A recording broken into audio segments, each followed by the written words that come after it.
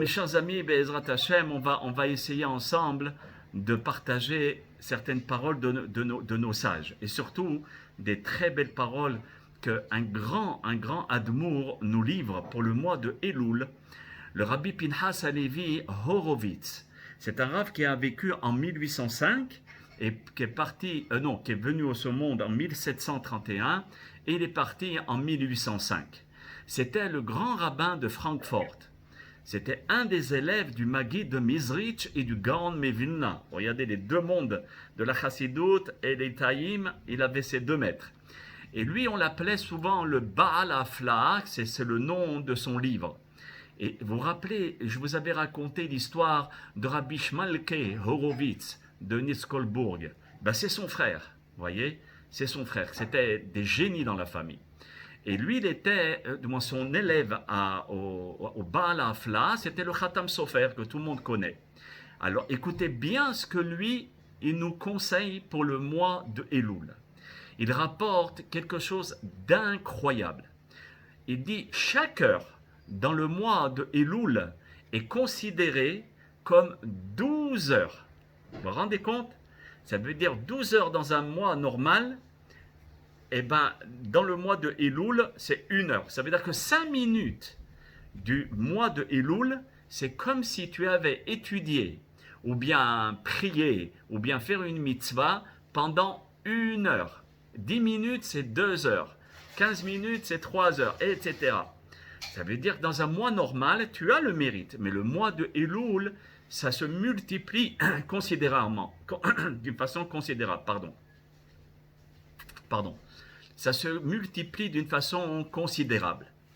Alors, je vais faire une bracha, comme ça, on fait les chayim, et que le cours soit pour tout le Ham Israël, Bezat Hashem, pour la guérison du Ham Israël, et la refoua chez les ma, et aussi les ilou nishmat de tout le Ham Israël, que la Torah nous protège à tous. Les chayim. Baruch ata Adonai Elohenu melech haolam, shehakol nihiya bidvaro. Amen. Ça, c'est ce que dit le Baal Afla. Et regardez le Admour de Slonim, le premier Admour de Slonim, il s'appelait Rabbi Abraham Weinberg. Il a vécu en 1803 et il est parti de ce monde en 1883. Il a écrit un livre que beaucoup de monde étudie, que je conseille, qui s'appelle le Yesod HaAvoda, c'est-à-dire la base du travail spirituel. Et il dit comme ça dans son livre. Quand tu es dans le mois de Elul, ce mois, on sait tous qu'il est rempli de miséricorde. Pourquoi? Car c'est un mois où il y a les 13 midot de miséricorde. Les 16 midot, ça veut dire les qualités de miséricorde qui règnent et qui enveloppent tout le monde entier et la nature avec. Donc le Rav, le Admon Meslonim, il dit, et il conseille fortement que pendant ce mois-là où nous nous trouvons actuellement, de demander tout ce que l'on veut à Akadosh Baruch Hu. C'est un mois de Rahamim, où tout s'habille par la miséricorde. Tout à l'heure, on verra la question du Admour de Gour, quand on va y arriver. Mais regardez un petit peu le cadeau qu'Akadosh Baruch Hu nous donne pendant ce mois. Et dans la prière du matin, on sait tous qu'on dit Amechadesh betuvo bechol yom tamin maaseh berashit. Toi qui renouvelles chaque jour par ta bonté l'œuvre de la création. Ça veut dire que tout l'œuvre de la création, c'est par la bonté d'Akadosh Baruch Hu. Et Rabbi Yeruham de Mir, c'était un grand rabbin de la yeshiva de Mir, il nous dit une chose très simple et très logique. Qu'en règle générale, tout objet nécessite un entretien, de faire attention, de les nettoyer, etc. Et parfois même un renouvellement. Pourquoi? Parce que sinon, il peut se détériorer. Hashem Itbarach, s'applique chaque jour à renouveler. Ça veut dire Mechadesh Betuvot. On le dit tous les jours. À renouveler, régénérer et nettoyer tout l'univers. Et j'avais vu un pirouche au nom du Khatam Sofer, ou je ne me rappelle plus, mais un pirouche extraordinaire. Écoutez, il nous dit là-bas, le Khatam Sofer, que lorsqu'on a des paroles positives, ces paroles-là se déplacent dans l'air et les nuages sont remplis de belles paroles. Ça veut dire d'énergie positive. D'énergie positive. À partir du moment où il y a une énergie positive, la pluie, elle sera positive. C'est pour cela que c'est très très bien de prier, de demander à Kadosh Baruch Hu des requêtes, etc. Maintenant, ça je ferme la parenthèse. Donc le Admon de Slonim nous dit, chaque moment à Kadosh Baruch Hu, il est mehadesh, il refait sa création. Alors, il le nettoie. Et par des belles paroles, nous aussi, on nettoie le monde. Il nous dit, le Rav, il en est de même pour notre Neshama, où il faut aussi le nettoyer. Et donc, les écrans que l'on fabrique autour de nous à cause des erreurs, des fautes, etc., automatiquement, ça bouche, ça met un écran sur notre Neshama. La Neshama, on ne peut pas la toucher. Elle est divine, elle est spirituelle. Mais ces écrans-là l'empêchent de comprendre les choses importantes. Et donc, de la même manière qu'Akadosh Baruch Hu nettoie son monde avec ce fameux balai que nous avons expliqué en essayant de renouveler sa nature, ce principe de renouvellement s'applique aussi pour notre âme, pour notre nefesh, ruach, neshama. Il y a un très très grand Rav qui s'appelle Rabbi Yehuda Halevi, qui lui a écrit un livre très important qui s'appelle le Kuzari. Et il rapporte au chapitre 3 une question très très simple. Et il dit, vous savez pourquoi nos sages ont instauré 3 prières par jour? À votre avis, est-ce que quelqu'un peut me donner une réponse? Pourquoi nos sages ont insisté à ce que l'on fasse 3 prières par jour? Il y a un lien, je vous donne déjà la possibilité de connaître la réponse à travers ce qu'on vient de dire. À vous la parole. J'avais écrit Ravaklan, vous m'entendez? Oui, je t'entends, sur la mythe. D'accord. Je pense parce pour qu'on soit connecté à Hachem toute la journée, qu'on n'oublie pas comme la journée est à peu près divisée en 3, on peut dire, donc on soit connecté le matin, midi et soir. Très belle réponse. Très très belle réponse. Ça veut dire de ne pas déconnecter avec papa, avec le Abba Sheba Shamayim.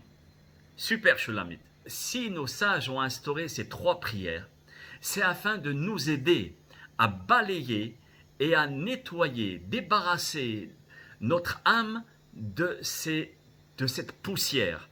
Une poussière qui est envahissante et qui bouche notre neshama. Vous voyez? Donc ça revient à ce que j'ai dit tout à l'heure, qu'Akadosh Baruch Hu, il a un balai. Et ce balai, il nettoie tout. Et c'est quoi ce balai? C'est la miséricorde.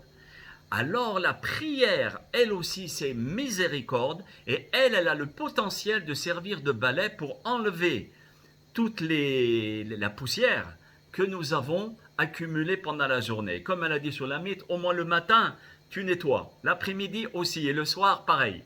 Ok? Et il en est de même pour les fêtes. Vous savez que chaque fête a le pouvoir de nous purifier dans le domaine auquel elle est rattachée. On avait dit pour Pessah, c'est s'imbiber d'une force de la libération, de la liberté pas seulement de sortie d'Égypte, mais notre tête elle est libre, etc. Et Rosh Hashanah, c'est la préparation de la Teshuvah. Et vous savez tous qu'il y a des lois de la nature, comme j'ai dit au début du cours.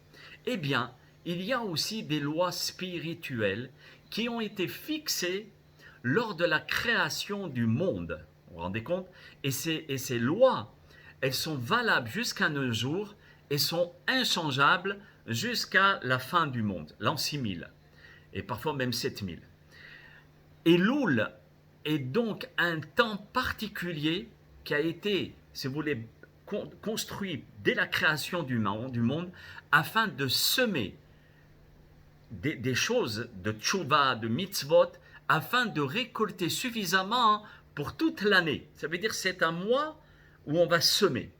Et on raconte un très beau maasé de Rabbi Mordechai Malkovitch, Zachor Tzadik Kadosh Lebracha. Lui, il était au mois de Elul dans une auberge. Il se trouvait avec ses élèves dans une auberge.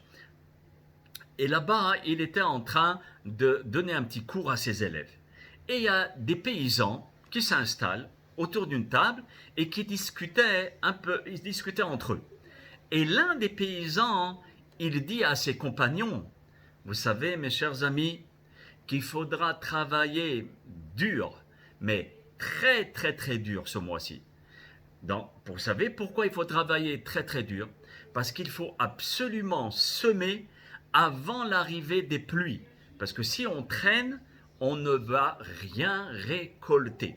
Et celui qui ne mettra pas tout son effort, toutes ses forces, le matin tu dois te lever de bonne heure et essayer de travailler dans ton champ. Et celui qui ne fait pas cela n'aura pas de quoi manger cette année. Et le rabbi, il était peut-être en train de donner cours, mais en même temps en train d'écouter ce paysan. Il était très ému. Et à ce moment-là, il dit à ses élèves, vous avez entendu ce que le paysan vient de dire? Alors les élèves, ils disent non, non, non. Alors il répète ce que le paysan a dit, en yiddish, comme ça on ne le comprend pas. Eh bien, lui, il dit à ses élèves et à nous, tout un chacun, il dit, eh bien, il en est de même dans le domaine de la spiritualité. Celui qui ne s'investit pas durant le mois de Elul à essayer de semer, comment on peut semer? Par l'étude, par la prière, par la teshuva, par des actions de bonnes choses.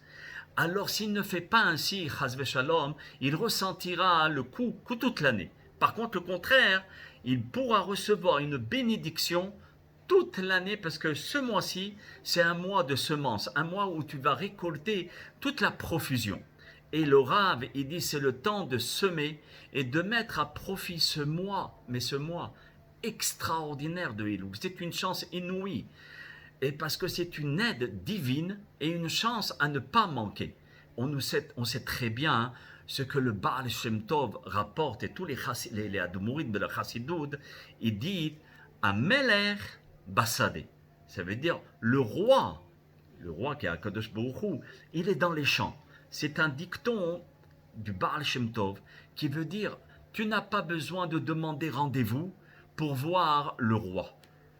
Tu vas le voir et tout de suite il te reçoit. Et où tu vas le voir? Pas dans son palais. Comme si Akadosh Baruch Hu était descendu sur terre et il attend chaque enfant pour qu'il puisse lui parler. Quelle opportunité, quel bonheur.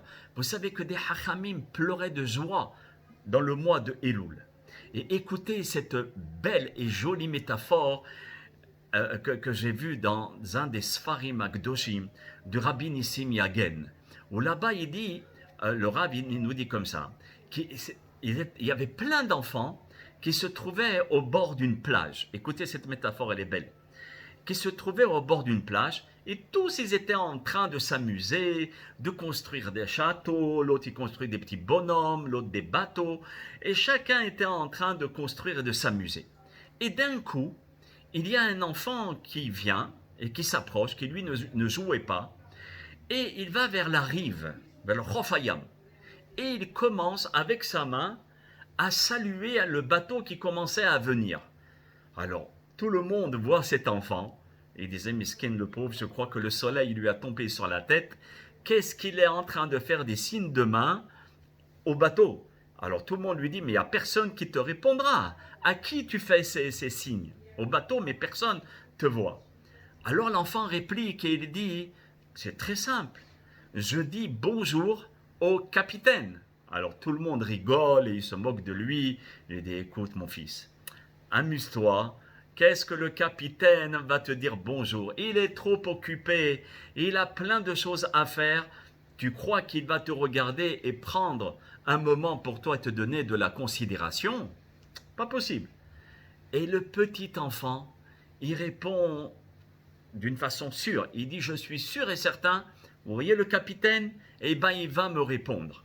Et voilà la surprise de tous, que le capitaine, il sort de sa cabine et il répond en faisant coucou au petit enfant. Wow, tout le monde était étonné. Je dis, mais comment un capitaine sérieux est en train de dire bonjour, il regarde à droite, à gauche, qu'est-ce que ça veut dire?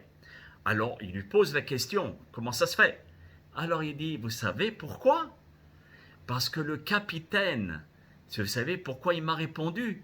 Très simplement, parce que le capitaine, c'est mon père. Et en me voyant, il est obligé de me faire un petit coucou. L'explication de cette métaphore, qui est incroyable, c'est une métaphore très forte, très belle, c'est que nous sommes tous vers une plage pendant toute l'année. On s'amuse, on construit un tas de choses, on rigole, on profite de ce monde. Ok, Baruch Hashem. Mais il y a un mois, un petit mois, où il faut le consacrer à Akadosh Baruch Hu.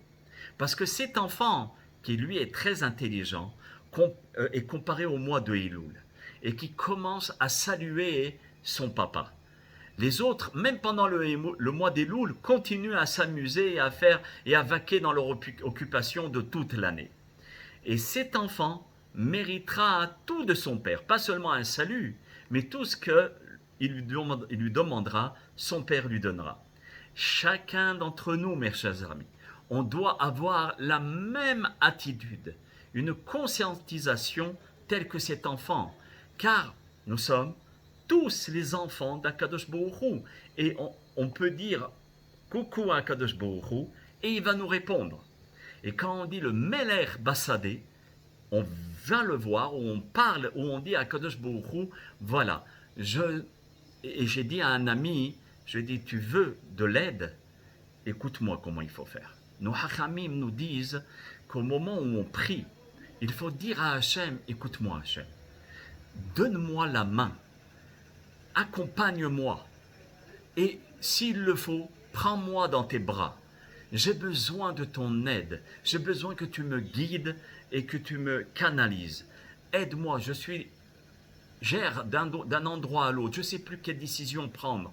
Aide-moi à m'ouvrir toutes les portes et de lui parler comme on parle à un papa ou une maman. Je vous assure que si on parle de cette manière, c'est sûr qu'on aura des chamboulements. Attention, on aura des chamboulements qui vont venir parce qu'Akadosh Baruch Hu va venir et intervenir pour nous aider. Mais parfois on ne comprend pas que c'est son aide. Et on se dit, mais attends, qu'est-ce qui se passe? Mais qu'est-ce qui va se passer? Il se passe des choses parce que Hachem vient à ton aide et il te prend par la main et ensuite il te prend sur ses bras. Et c'est ça, si vous voulez, la beauté et la grandeur du mois de Elul.